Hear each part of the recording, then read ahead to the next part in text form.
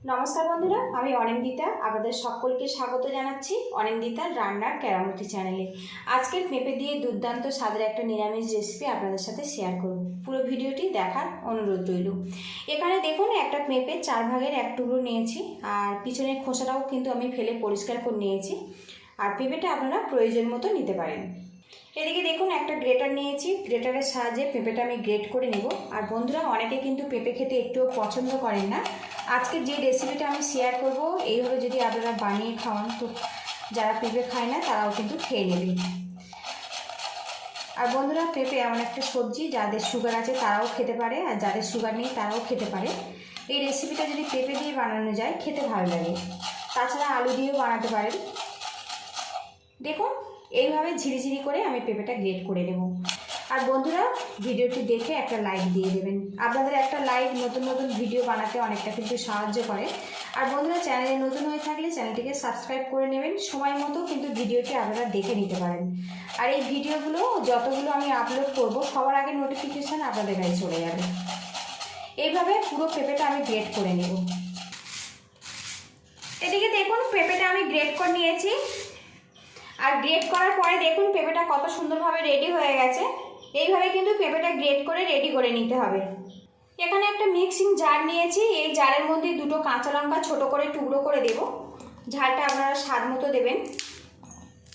এবার এই মিক্সিং জারের মধ্যে দিয়ে দেবো ভিজে রাখা মুগ ডাল। আর বন্ধুরা, আজকের এই রেসিপিটা আমি মুগ ডাল দিয়ে বানাচ্ছি। আপনারা চাইলে মসুর ডাল দিয়েও বানাতে পারেন, ছোলার ডাল দিয়েও বানাতে পারেন। এখানে 2 মুঠো মুগ ডাল আমি জলে ভিজিয়ে নরম করে নিয়েছি। আর বন্ধুরা, এই পেস্ট একদম শুকনো শুকনো করে বানাতে হবে।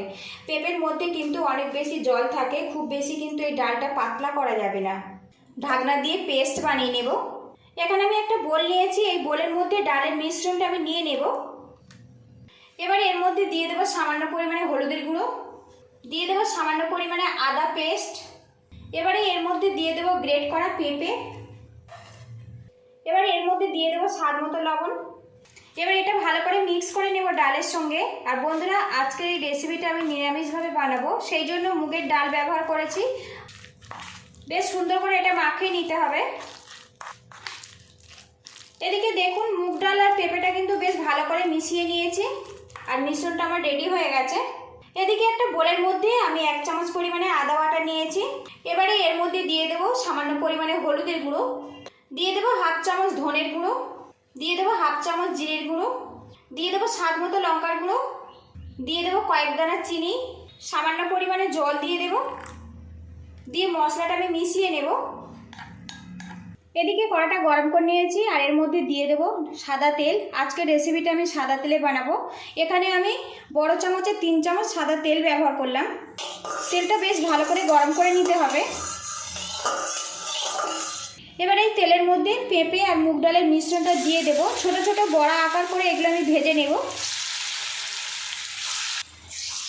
2টো ব্যাচে বড়াগুলো ভেজে নেব।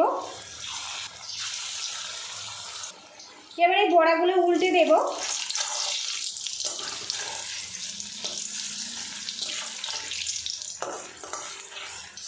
বড়াগুলো উল্টে পাল্টে আমি ভেজে নিয়েছি। আর এই বড়াগুলো কিন্তু খুব বেশি মুচমুচে করে ভাজার দরকার নেই, পরে যেহেতু রান্না হবে।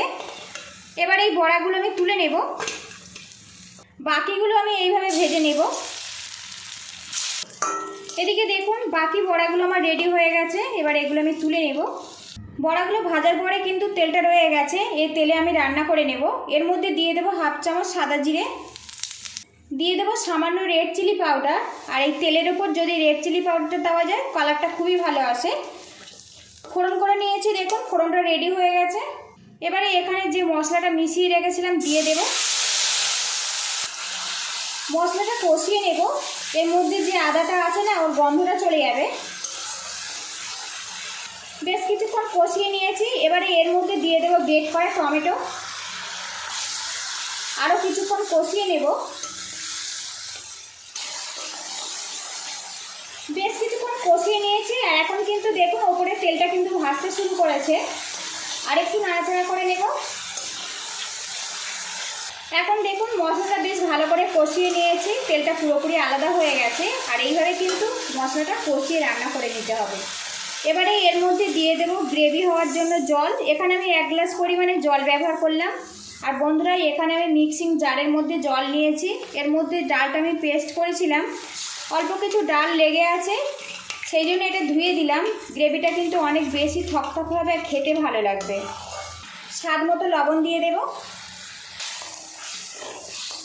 গ্রেভিটা ভালো করে ফুটিয়ে নেব। বেশ কিছুক্ষণ দেখুন গ্রেভিটা আমি ফুটিয়ে নিয়েছি। এবারে এর মধ্যে ভেজে রাখা পেঁপে আর মুগ ডালের বড়াগুলো দিয়ে দেব। এখানে যেহেতু বড়াগুলো ভাজা আছে, খুব বেশি কিন্তু সময় লাগে না এই রেসিপিটা বানাতে।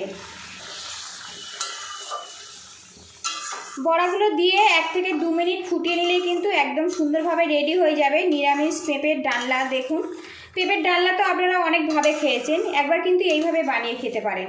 ভিডিওটি ভালো লাগলে একটা লাইক দিয়ে দেবেন, আর বন্ধুরা যতটা সম্ভব শেয়ার করে দেবেন, আর চ্যানেলে নতুন হয়ে থাকলে চ্যানেলটিকে সাবস্ক্রাইব করে নেবেন। পরবর্তী ভিডিওর নোটিফিকেশান সবার আগে চলে যাবে, সময় মতো আপনারা কিন্তু দেখে নিতে পারেন। বড়া দিয়ে কিছুক্ষণ ফুটিয়ে নিয়েছি। সবশেষে এর মধ্যে গরম মশলা পাউডার দিয়ে দেব 1/2 চামচ পরিমাণে ঘি। এটা যেহেতু সম্পূর্ণ নিরামিষ, একটু ঘি গরম মশলা পড়লে কিন্তু খেতে খুবই ভালো লাগে। ভালো করে মিক্স করে নেব, নিয়ে আমি গ্যাসের হিটটা বন্ধ করে দেব।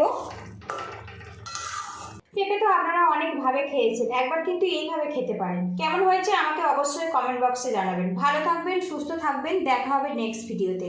আর বন্ধুরা আজকের এই রেসিপিটা আমি লাঞ্চে ভাতের সাথে পরিবেশন করব।